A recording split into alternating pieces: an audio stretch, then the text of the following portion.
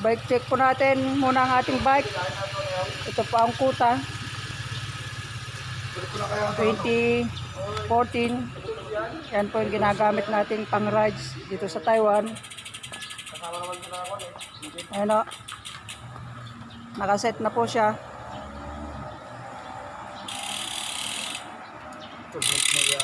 Ito yung Grandmaster po namin, nag-exercise na. Ito po ang Giant ni Sir. Ayan o. Panglaban po yan dito sa Taiwan. Ito isang kasama namin, si Parigian. Ayan o. Yan po yung kanyang Giant 2020. Lupit. Yan po. Naka-carbon seat po yan. Giant.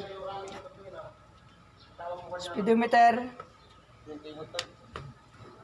Naka-hub smith po yan ang kanyang hubs. Wheel set.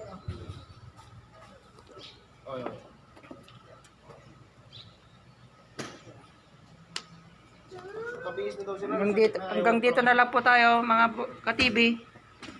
Bye-bye. Cheers!